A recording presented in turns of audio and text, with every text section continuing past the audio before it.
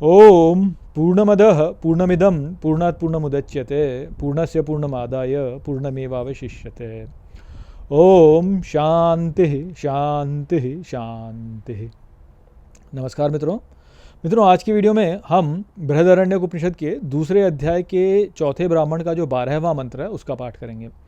तो आइए देखते हैं कि ये मंत्र क्या कहता है। तो जो मंत्र वह कहता है, स यथा सैंधवखिल्य उदके प्रास्त उदकमेव अनुविलीयेत, अर्थात वह जैसे नमक का टुकड़ा जल में डालने पर जल में ही विलीन हो जाता है, न ह अस्य उदक ग्रहणायेव स्यात्, अर्थात उसको ऊपर ग्रहण करना संभव नहीं होता। यतो यत अस्तु आददित लवणमेव, अर्थात इसलिए जो भी अब यहाँ ग्रहण करने को है उस सब में ही लवण है। एवं वा अरे इदम महद्भूतम अनंतम अपारम विज्ञान घन एव, अर्थात अरे उसी प्रकार यहाँ अनंत अपार महत ही विज्ञान घन हुआ है।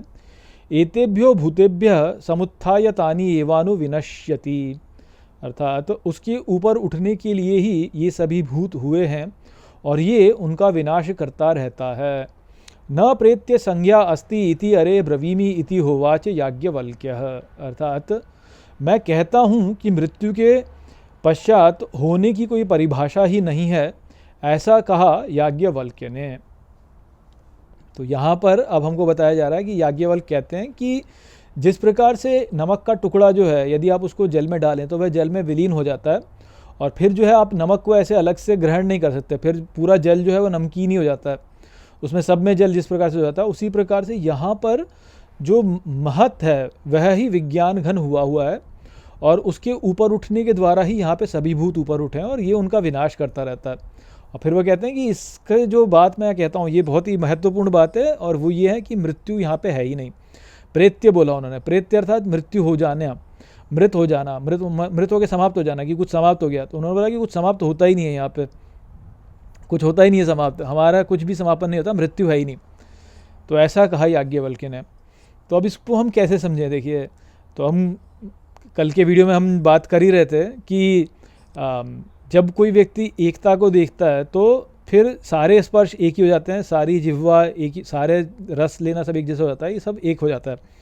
तो मैंने आपको क्या बताया था, मैंने आपको वहाँ ये बताया था कि जैसे कोई फिल्म है, अब आप यदि फिल्म देखें तो फिल्म में अलग अलग प्रकार के पात्र होते हैं और अलग अलग पात्र जो हैं वो अलग अलग भूमिका अपनी निभाते हैं और फिर पीछे एक टीम भी है, उनके कैमरामैन है और एडिटर है और डायरेक्टर है, बाकी जो सेट बनाने वाले सेट करने वाले हैं वो हैं। तो अलग अलग यहाँ पे सब ये लोग हैं जो कि प्रबंध करते हैं जिससे कि एक फिल्म बनती है।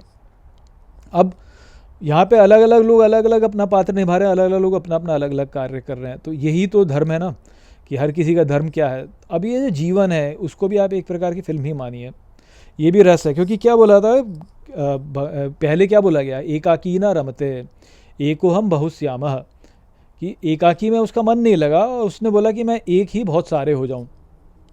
तो ये जो फिल्म है, ये जो जीवन रूपी फिल्म है, ये भी वास्तव में उसी प्रकार से है कि ये इसमें सब कुछ जो है वो वास्तव में एक ही है, जो कि कौन है, महत है वो, और वो ही है जो विज्ञान घन बना हुआ है। विज्ञान घन बना हुआ है अर्थात विज्ञान घन, हम विज्ञानमय पुरुष के बारे में बात की थी ना हमने। विज्ञानमय पुरुष जो कि अजात शत्रु ने बालाकी को समझाया था कि विज्ञान पुरुष कौन है, कि जब हम सो रहे हैं, हमारे भीतर कोई भी ज्ञान नहीं है उस समय पर और कोई भी हमारे भीतर संकल्प नहीं है, तो पोटेंशियलिटी में हम है उस समय। हमारे अंदर एक पोटेंशियलिटी है कि हम जान सकते हैं, हमारे अंदर एक पोटेंशियलिटी है कि हम संकल्प कर सकते हैं, हमारे अंदर पोटेंशियलिटी कि हम कुछ कर सकते हैं। जो बोला था ना, क्रिया शक्ति है, ज्ञान शक्ति है और प्रेम शक्ति है। तो क्रिया शक्ति करने की शक्ति, ज्ञान शक्ति जानने की शक्ति, प्रेम शक्ति अर्थात आनंद लेने की शक्ति, और प्रेम शक्ति, प्रेम से ही आनंद होता है। तो ये शक्ति जो है ये किस में है, तो ये विज्ञान घन पुरुष में है। विज्ञानमय पुरुष जो है वही विज्ञान घन है, वह ही महत है। तो उसने ही वास्तव में जो है अपनी क्रिया शक्ति का उपयोग करके इस जगत को बनाया। उसने ही जो है अपनी ज्ञान शक्ति से जो है अलग अलग प्रकार की बातों को जाना है और उनको जान करके वह ही आनंद ले रहा है, वही उसकी आनंद शक्ति है। और ये जो है यह ही हमारा स्वरूप है। मैं वही हूँ, आप वही हैं, सब वास्तव में वह ही हैं। अब समस्या हमारे साथ में क्या है कि जब तक हम एक ही जानेंगे तब तक उतना रस जो है उसका वो हमको मिल नहीं पाएगा, क्योंकि वो जो ड्रामा है वो हो नहीं पाएगा। यदि यहाँ पे हर व्यक्ति ये जान ले कि मैं एक हूँ, मैं एक ही हूँ, तो ये ड्रामा जो इस जगत में चल रहा है ये हो नहीं पाएगा। कितना ड्रामा होता है इस जगत में, इतना सारा ड्रामा होता है, उसी से तो सारा रस उत्पन्न होता है ना जीवन में। आप सोचिए कि फिल्म जो होती है, फिल्म में जो होता है विलेन जो होता है वो हीरो के साथ में क्या क्या करता है। फिर हीरो जो है वो अपना बदला लेता है, फिर वो बदला लेकर के उसको हराता है, और फिर विलेन मर जाता है, और फिर हीरो जो है वह सुख से रहता है। तो वो पूरा ड्रामा होता है ना उसमें। तो ये जगत, जीवन भी वास्तव में उस प्रकार का एक ड्रामा ही है जिसका कि रस हम ले रहे हैं यहाँ पे। पर होता क्या है कि वो रस उत्पन्न करने के लिए क्या होते हैं कि भगवान हमारे को भुला देते हैं, अपने स्वरूप को भुला देते हैं, या आप कह सकते हैं कि हम अपने स्वरूप को स्वयं भूल जाते हैं, अपनी इच्छा से हम भूल जाते हैं कि भाई ये हमारा स्वरूप है। और हम रस लेने के लिए जो है फिर किसी पात्र को निभाने लगते हैं। जैसे यदि आपने जो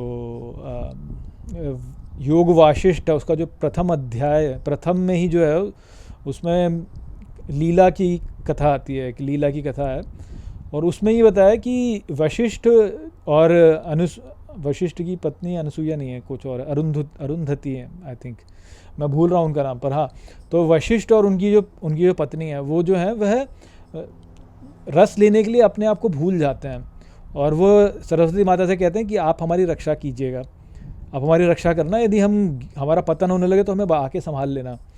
तो हम अपनी इच्छा से जो है, या जो विज्ञान घन है, विज्ञान में पुरुष है, वो अपनी स्वेच्छा से अपने आप को भूलता है, अपने स्वरूप को भूलता है, ताकि ये इंजॉय कर सके। जैसे हम कई बार वीडियो गेम खेलते हैं या फिल्में जब हम देखते हैं तो हम अपनी इच्छा स्वेच्छा से जाते हैं ना, और वहाँ पे क्या क्या नहीं होता है। अब आप वीडियो गेम को देखिए, कितना मार काट और क्या क्या नहीं होता उसमें, पर हम स्वेच्छा से उसमें जाते हैं, क्यों? रस लेने के लिए।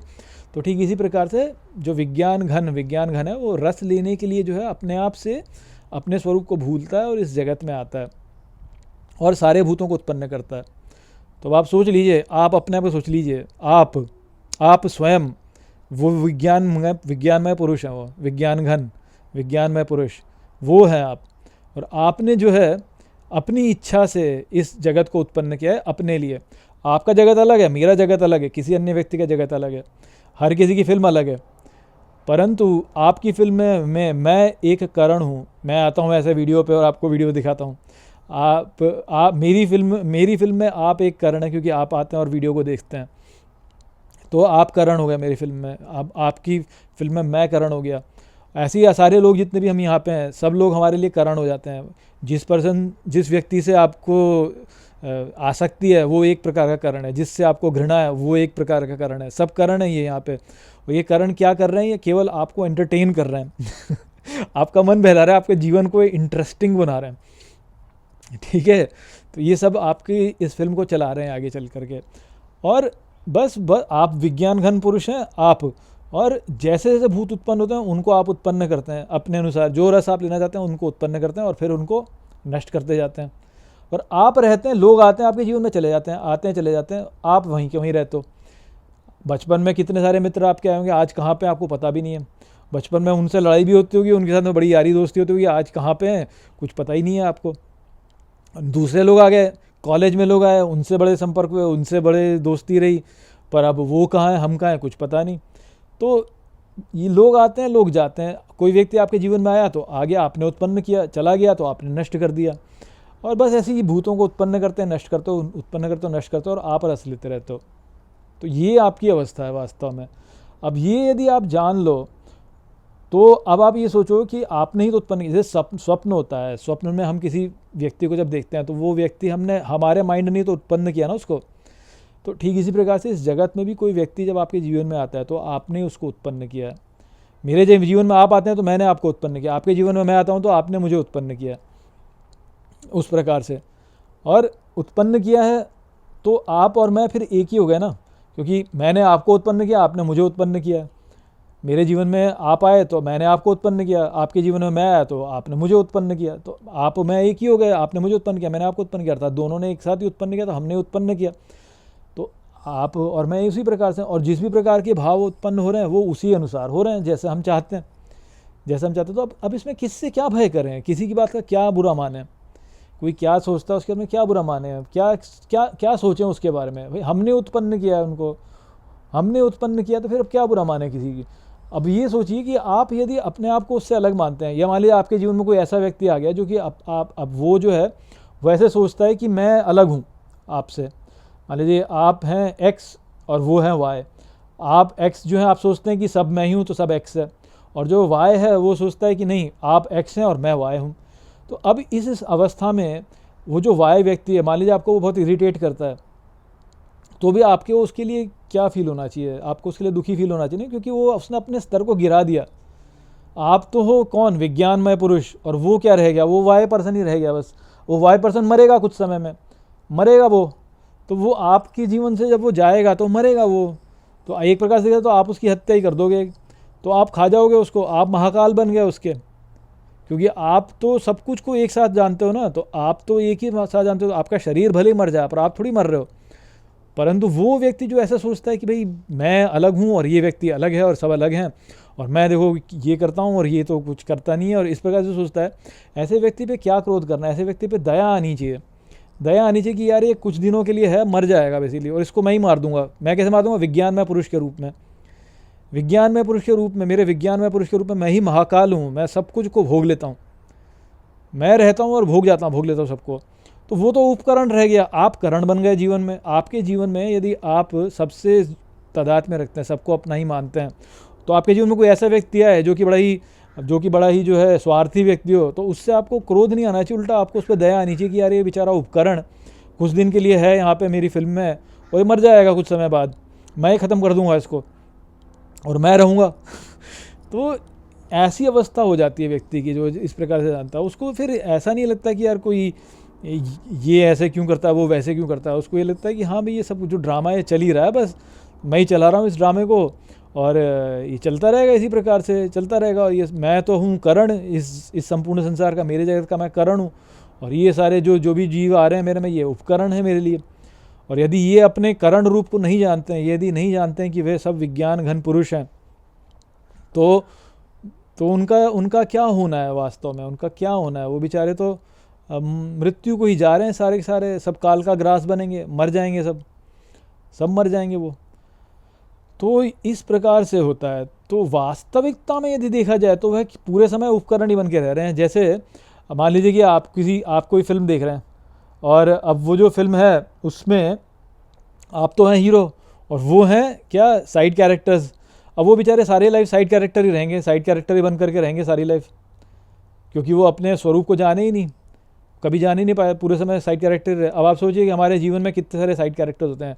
पीछे वृक्ष देखिए, साइड कैरेक्टर है, पीछे आपने गैलरी देखोगे, वो भी एक साइड कैरेक्टर है। और उसको इतना विवेक ही नहीं है कि वो जान सके कि वो वास्तव में क्या है, वो वास्तव में क्या है ये जान ही नहीं सकती वो तो फंस गई ना वहीं पे। तो अब ऐसों के लिए दुखी तो होता है, और क्या फील होना चाहिए उनके लिए तरस, उन पर तरस ही आना चाहिए कि यार ये तो समझ नहीं पाए, तो पूरे समय ऐसे उपकरण बन के ही हैं, बस फिल्मों में जो है ऐसी साइड कैरेक्टर का रोल प्ले करते रहते हैं, मरते हैं जीते हैं, मरते हैं जीते हैं, मरते हैं जीते हैं।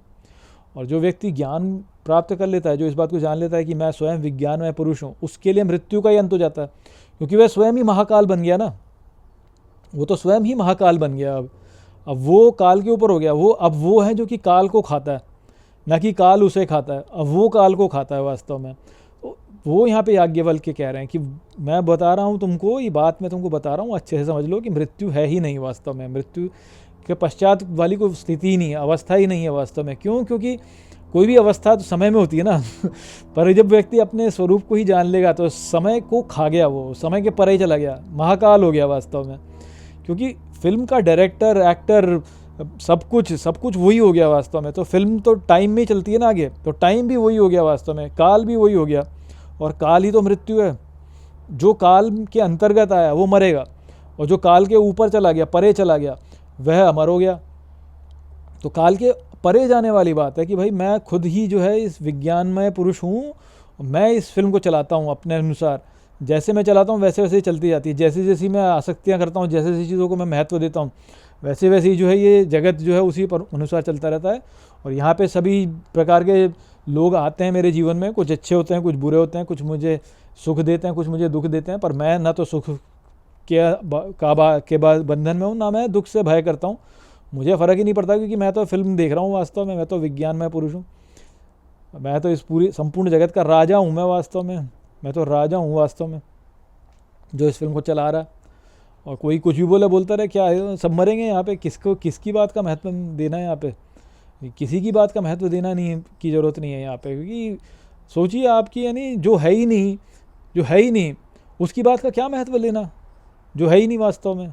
अभी सभी लोग हैं यहाँ पे, लोग अपने को पता नहीं क्या क्या समझते हैं, मैं ये हूँ और मैं हूँ और मैं यूँ कर दूँगा और मैं यूँ कर दूँगा। अबे क्या कुछ समय 100 वर्षों में जीवित भी नहीं रहेगा, एक इंसान जीवित नहीं रहेगा। अभी जितने लोग हमको जीवित दिखते हैं यहाँ पे, कोई भी जीवित भी नहीं रहने वाला है 100 वर्षों में यहाँ पे। और कौन था, कहाँ था, किसे पता। अब आप ही सोचिए, आपको अपने दादाजी के दादाजी के दादाजी के बारे में कुछ पता भी है? कौन थे दादाजी के दादाजी के दादाजी के दादाजी, कौन थे? चलो किसी को उतना पता, तो दादाजी के दादाजी के दादाजी के दादाजी के दादाजी कौन थे, किसे पता ही है? क्या सोचा करते थे, क्या उनकी भाषा हुआ करती थी, किस प्रकार की उनकी बातें हुआ करती थी, क्या क्या उन्होंने लाइफ में अचीव किया, किसे याद है? किसी को याद नहीं है वास्तव में। तो क्या उसमें रखा है? क्यों? क्योंकि वो है ही नहीं वास्तव में, वो है ही नहीं, समय में चल समाप्त हो जाएगा वो। तो कोई व्यक्ति यदि कुछ कह दे, कोई व्यक्ति अपने आप को ज़्यादा हीरो समझे, कोई कुछ समझे, क्या करे, कुछ फ़र्क नहीं पड़ता उससे, कोई भी उससे फ़र्क नहीं पड़ता, क्योंकि सब अंत में जो काल का ग्रास बनना है। और जो इस बात को समझता है वो स्वयं काल को खाने वाला हो जाता है, महाकाल हो जाता है। तो वह ही है जो इन सब को खाता है वास्तव में। तो वो यदि हम समझ लें तो सोचिए कि जीवन कैसा, कितना सरल हो जाएगा वास्तव में। तो वो यहाँ पे याज्ञवल्क्य बता रहे थे। आशा करता हूँ कि मैंने इस मंत्र को आपको ठीक प्रकार से समझा दिया होगा। चलिए इसी के साथ इस वीडियो को यहीं पे समाप्त करते हैं। नमस्ते।